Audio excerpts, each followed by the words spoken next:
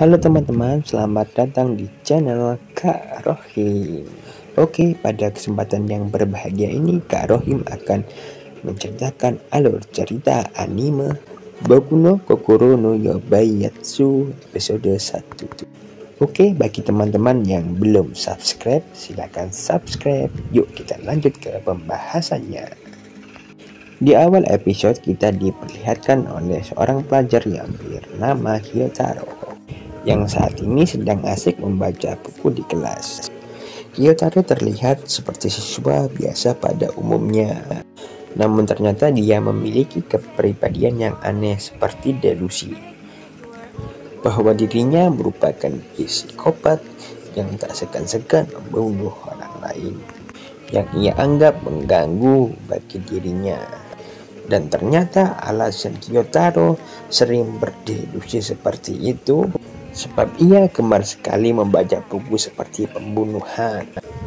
Meskipun begitu, nyatanya ia tidak pernah berani untuk melakukan sebuah pembunuhan. Nyatanya ia adalah siswa biasa yang pendiam dan antisosial dan tak berani melakukan pembunuhan. Meskipun saat ini imajinasinya dengan membunuh sangatlah kuat dan ia memiliki niat untuk membunuh gadis cantik yang ada di kelasnya yang bernama Ana Yamada, karena ia ingin sekali melihat gadis secantik Yamada merasakan kesakitan dalam pembunuhan. Dan ketika Kyotaro sedang melihat ke arah Ana, secara bersamaan Ana juga melihat Kyotaro, sehingga membuat Kyotaro pun menjadi salah tingkah. Lalu setelah Ana berpaling dari Kyotaro, di sini Kyotaro malah merasa kesal.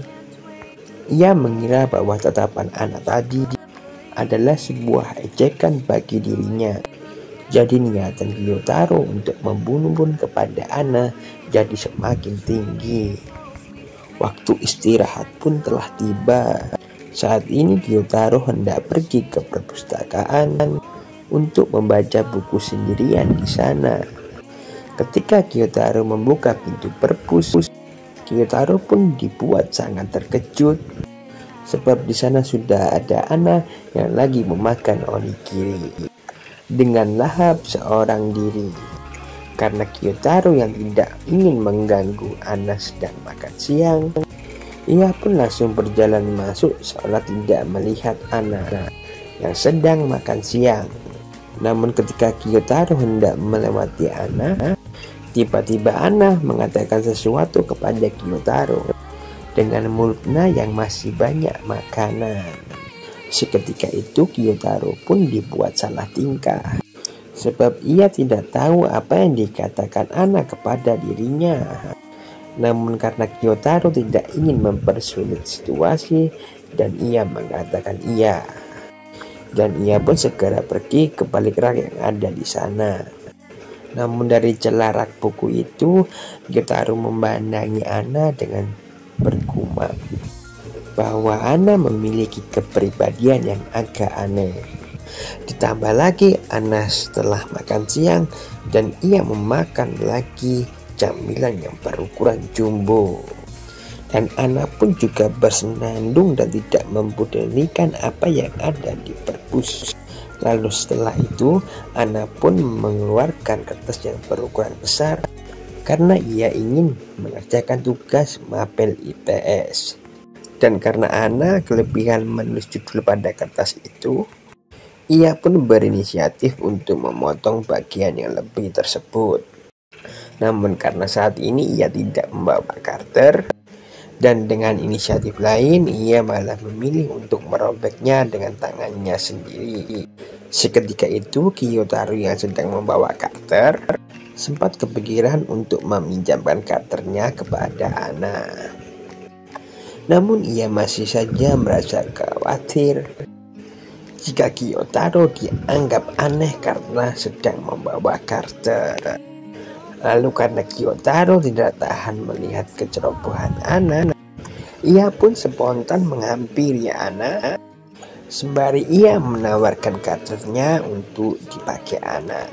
Dan rupanya di luar dugaan Kyotaro, Di sini Ana malah sangat berterima kasih kepada Gyotaro karena Gyotaro sudah meminjaminya sebuah karakter, dan Gyotaro pun menjadi salah tingkah sehingga ia pun kembali ke rak buku di sana.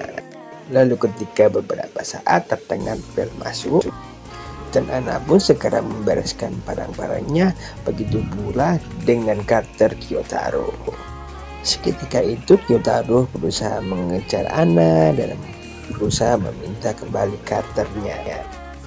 Dan saat berada di depan pintu perpus, Gyotaro pun berusaha menghentikan langkah kakinya dan melihat Ana yang sedang diomeli temannya karena memakan makanan sendirian.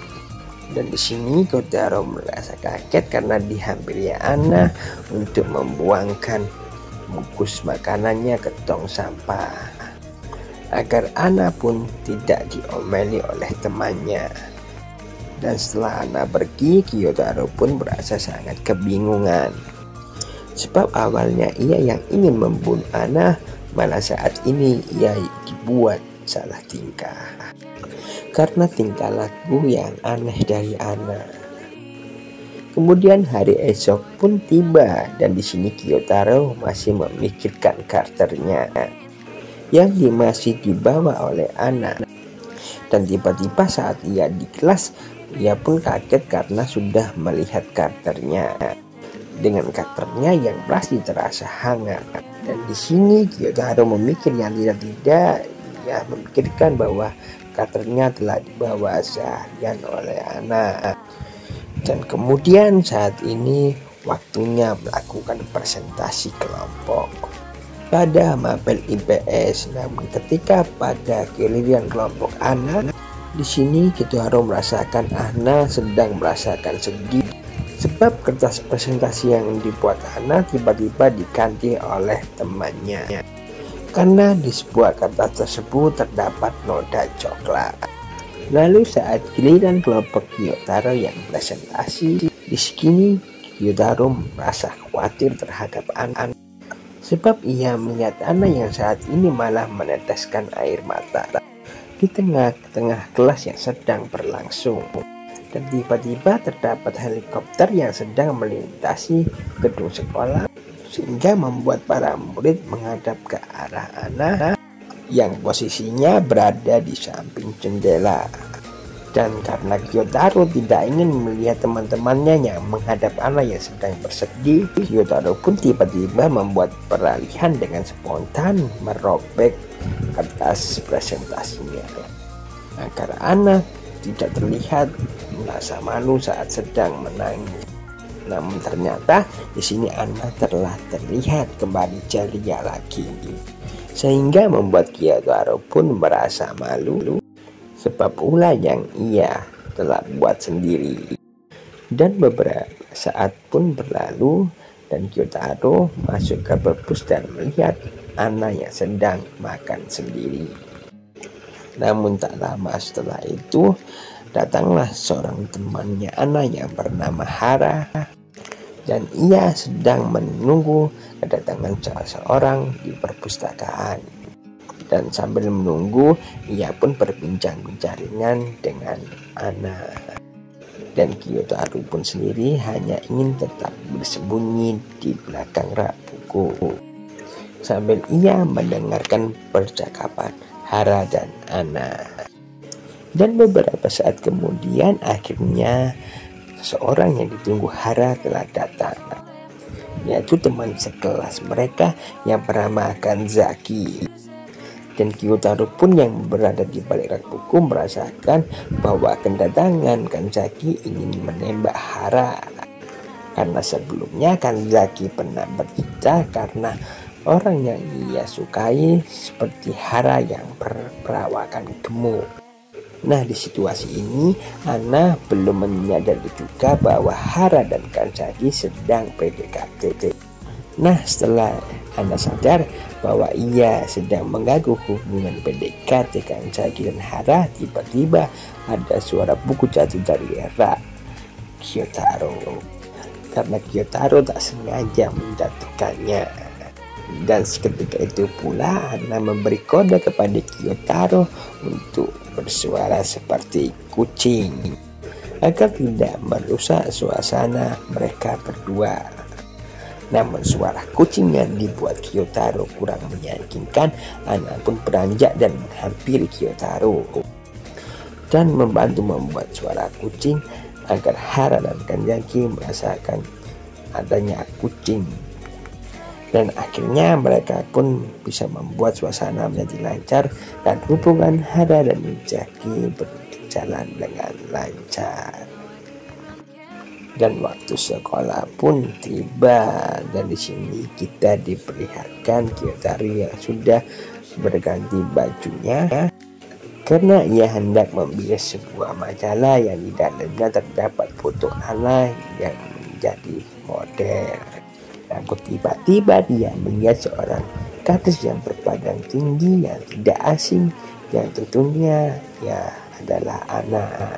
Yang saat ini Ana ingin mengecek majalahnya yang berisi ia sebagai model dalam majalah tersebut. Namun saat ini Ana bertujuan untuk menarik para pelanggan yang ingin membeli majalahnya. Bahkan ia pun sempat memindahkan majalahnya ke tempat lain agar majalahnya terlihat lebih banyak. Dan Ana pun mengeluarkan sebuah pena seakan-akan ia sedang menyiapkan tanda tangan gratis sebagai seorang artis dalam majalah tersebut. Dan pada akhirnya penjaga toko mengembalikan majalah Ana itu ke tempat asalnya, dan akhirnya Ana pun juga pergi karena ia merasa yang ia lakukan hanyalah sia-sia. Karena Gyotaro merasa penasaran dan akhirnya ia pun membeli majalah tersebut. Dan pada malam harinya ia melihat majalahnya, dan di sini ia cukup terpesona karena sosok Ana dalam majalah ini sangat terlihat stylish dan mempesona dan juga cantik daripada sosok Ana yang berada di sekolah yang kekanak-kanakan dan juga ceroboh. Hari esok pun tiba dan secara kebetulan ia bertemu dengan Ana. Namun sosok Ana sedang ditemani seorang laki-laki yang Gyotaro kira itu adalah pacarnya. Kemudian Gyotaro pun turun dari sepeda sambil mendengar percakapan antara Ana dan si cowok tersebut. Dan tak lama kemudian Gyotaro menyadari bahwa sosok laki-laki itu hanya ingin menggoda Ana agar ia bisa mendapatkan hati dari Ana. Karena Gyotaro merasa cemas dengan Ana, dan tiba-tiba Gyotaro mengalihkan perhatian dengan melemparkan sepedanya sekeras-kerasnya ke hadapan mereka, dan sepeda itu pun melaju menuju sungai. Dan tiba-tiba semuanya teralihkan oleh perbuatan yang dibuat Gyotaro, sehingga Ana juga bisa terbebas dari godaan laki-laki tersebut. Dan dari belakang Ana datang temannya yang bernama Ji menjelaskan bahwa sepeda itu adalah perbuatan Gyotaro, yang tiba-tiba mendorong sepedanya sampai ke sungai. Dan seketika itu Ana pun tiba-tiba tertawa lepas bahwa ia menyadari apa yang dilakukan Gyotaro adalah untuk menyelamatkan dirinya. Nah, oke, untuk pembahasan alur ceritanya episode pertama ini cukup sampai di sini. Terima kasih teman-teman yang sudah menonton alur cerita Kak Rohim, dan mohon bantuan subscribe-nya. Sampai jumpa di video berikutnya. Bila ada salah kata, kurang lebihnya mohon maaf. Akhirul kalam. Assalamualaikum warahmatullahi wabarakatuh.